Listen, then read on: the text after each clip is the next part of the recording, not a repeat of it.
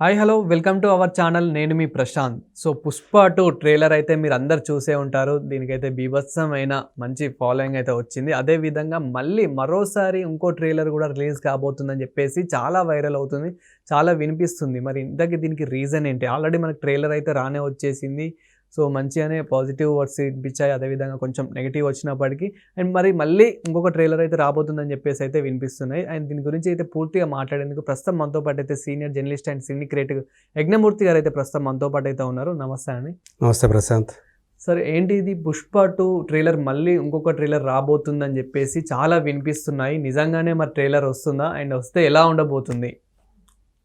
మనకు తెలుసు ఇప్పటిదాకా ఏవైతే 'పుష్ప 2'కి సంబంధించి వచ్చిన ప్రమోషనల్ కంటెంట్ ఏదైతే వచ్చిందో అది రీచ్ అయింది, చాలా వరకు బాగానే రీచ్ అయింది. సో ట్రైలర్ మీరు చెప్పినట్టుగా ట్రైలర్ తెలుగులో కంటే హిందీ వెర్షన్ ఏదైతే ఉందో ఆ ట్రైలరు మరింత జనామోదం పొందిందని అనుకోవాలి. ఎందుకంటే దానికి ఎక్కువ వ్యూస్ వచ్చాయి. దానికి కాంట్రాస్ట్గా కిసిక్ సాంగ్ ఏదైతే ఉందో రీసెంట్గా రిలీజ్ అయిందో అది హిందీ వెర్షన్కి సంబంధించి ఎందుకనో చాలా డల్గా ఉంది. తెలుగు వెర్షన్కి సంబంధించి చాలా బాగుంది. ఎందుకంటే సౌత్ ఇండియాలోనే 24 అవర్స్లో చూసుకుంటే హయ్యెస్ట్ వ్యూస్ వచ్చినటువంటి లిరికల్ వీడియోగా అది ఒక రికార్డు సృష్టించింది. సో మరి కాకపోతే హిందీ వెర్షన్కి సంబంధించి అది రాలేదు. మన తెలుగులో చంద్రబోసు రాసినటువంటి ఆ పాటని హిందీలో రకీబ్ ఆలం, సో అతను ఈ మధ్య గేయ రచయితగా మంచి పేరు సంపాదించుకున్నటువంటి వ్యక్తి, అతను రచయిత. మరి కానీ అతను రాసినటువంటి ఆ సాహిత్యం కానివ్వండి, ఎందుకనో దేవిశ్రీ మ్యూజిక్ కానివ్వండి, యాక్చువల్గా మ్యూజిక్ తోటి ఎక్కువగా పాపులర్ అవ్వాల్సినటువంటి అది ఆ ఎక్స్పెక్టేషన్స్ని రీచ్ కాలేదు అనేది వినిపించింది. వేరేజ్ ఇప్పటిదాకా మనకు తెలుసు 2 ఈవెంట్లు జరిగాయి, ఒక భారీ ఈవెంట్లు. ఒకటి బీహార్ రాజధాని పాట్నాలో, ఇంకొకటి చెన్నైలో. సో పాట్నాలో ఏమో అంటే నవంబర్ 17న వచ్చేటప్పటికి ట్రైలర్ రిలీజ్ చేశారు.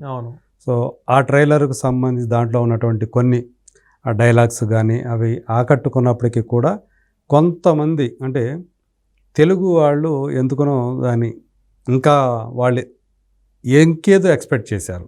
సో దానికి తగ్గట్టుగా వాళ్ళ ఎక్స్పెక్టేషన్స్ ఏవైతే ఉండేవో దాన్ని రీచ్ కాలేదు అని వినిపించింది. సో వేరే కానీ హిందీ వాళ్ళకి మాత్రం వాళ్ళు విపరీతమైనటువంటి క్రేజ్ తోటి ఈ సినిమా మీద ఉన్నారు కాబట్టి వాళ్ళు దాన్ని బాగా ఆదరించారు. సో ఇక్కడ చెన్నైకి వచ్చేటప్పటికి చెన్నై ఈవెంట్లో మన జరిగినటువంటి చెన్నై ఈవెంట్లో కిసిక్ సాంగ్ని లాంచ్ చేశారు. సో ఆ పాటని మనం చెప్పినట్టు చంద్రబోస్ రాశాడు, దేవిశ్రీ ప్రసాద్ మ్యూజిక్ ఇచ్చాడు. సో నా అంచనా ఏంటంటే మొదట్లో స్లోగా ఉన్నప్పటికీ కూడా తర్వాత బాగా ఎక్కువ పాపులర్ అవుతుంది, సినిమాకి బాగా ప్లస్ అవుతుంది అని చెప్పేసి నా అంచనా. అందుకు తగ్గట్లే ఆ పాట నెమ్మదిగా వెళుతూ ఉంది. సో దాని స్టైల్ అదే. దాంట్లో సోషల్ మీడియాకి సంబంధించి ఒక సందేశాలు ఉన్నాయి, అలాగే రీల్స్ చేసేవాళ్ళు, సెల్ ఫోన్ తోటి ఫోటోలు తీసేవాళ్ళు, వీళ్ళ మీద సెటైర్లు ఉన్నాయి. పిచ్చి పిచ్చి వేషాలు అయితే దెబ్బలు పడతారో అని చెప్పేసి శ్రీలీల అంటున్నట్లుగా మనకు అందులో మనం చూడవచ్చు. సో అది ఏ సందర్భంలో వస్తుంది ఏంటి అనేది మనం సినిమా చూస్తే కానీ మనకు తెలియదు. సో ఏదో ఒక ఇదివరకు వచ్చిన దాని ప్రకారం అయితే పుష్పరాజు ఒకటి సాధిస్తాడు, ఒక దాంట్లో సక్సెస్ అవుతాడు. సో అందులో భాగంగా ఆ సక్సెస్ సెలబ్రేషన్స్లో భాగంగా ఈ పాట వస్తుందని చెప్పి ఈ పాట రిలీజ్కి ముందు వినిపించింది. మరి అది అందులో ఎంతవరకు నిజమో ఏంటో మనకు తెలియదు కానీ బట్ శ్రీలీల వేసినటువంటి ఆ డ్యాన్స్ దాని గురించి ఆ అమ్మాయి ప్రత్యేకంగా ఆ ఈవెంట్లో అల్లు అర్జున్ ప్రస్తావించి ఆమె బాగా మెచ్చుకున్నాడు. సో అది అక్కడ అలా పక్కన పెడితే సో ఇప్పుడు ఇంకో ట్రైలర్ని రాబోతున్నారు అని మనకు వినిపిస్తుంది. అది కూడా నవంబర్ 30న హైదరాబాద్లో జరిగే ఈవెంట్లో ఈ రిలీజ్ ట్రైలర్ని రిలీజ్ చేస్తారు అని చెప్పేసి మనకు వినిపిస్తున్నటువంటి సమాచారం.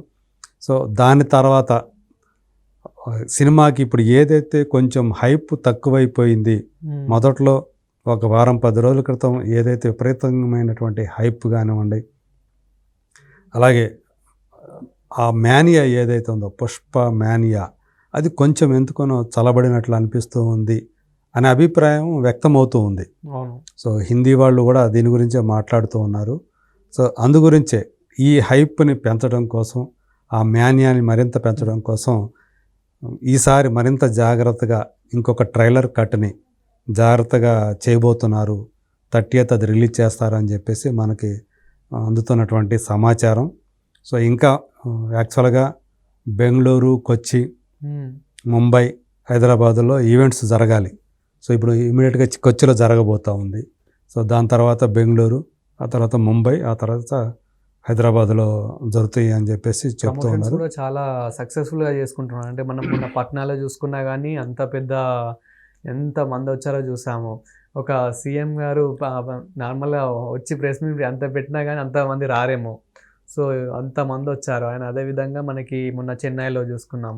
ఇప్పుడు మళ్ళీ చాలామంది ఏంటంటే హైదరాబాద్లో ఎప్పుడెప్పుడు ఈవెంట్ ఉంటుందా అని చెప్పేసి చాలామంది వెయిట్ చేస్తున్నారు దీనికోసం కూడా. అవును. సో ఎందుకంటే ఇది సొంత ప్రాంతం కాబట్టి, తెలుగు ప్రాంతం కాబట్టి ఇక్కడ చివరిలో పెట్టుకోవాలని చెప్పేసి ముందుగా వాళ్ళు వేసుకున్నటువంటి ప్లాను.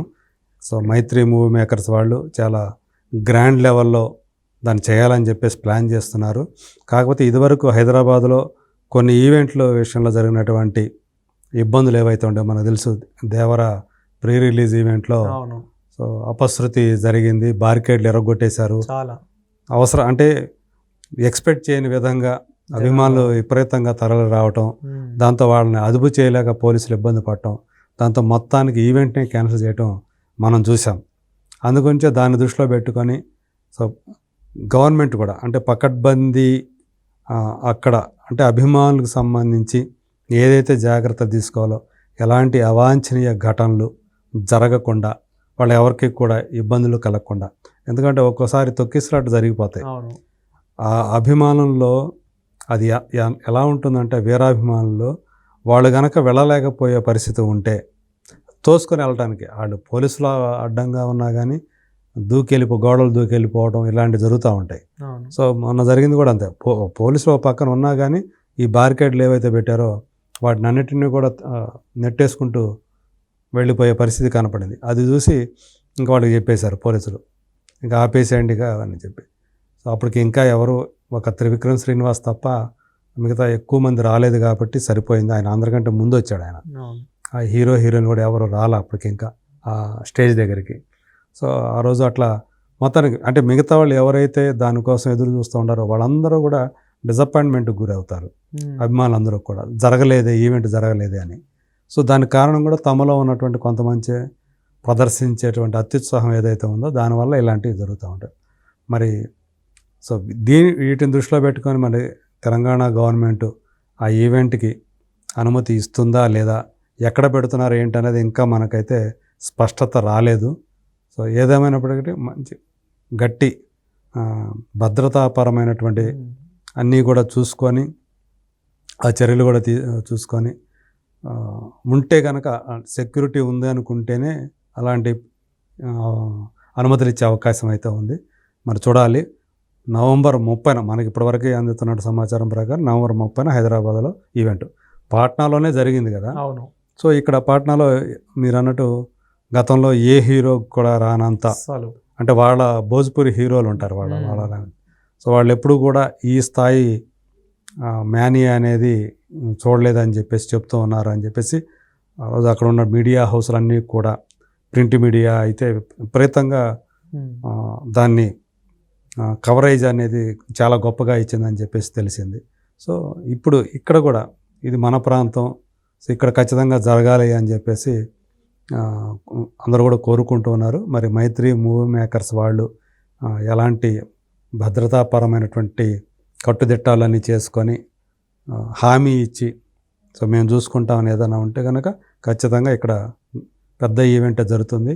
ఆ ఈవెంట్లోనే గ్రాండ్గా ఈ రిలీజ్ ట్రైలర్ని బయటికి తీసుకొస్తారు, లాంచ్ చేస్తారు.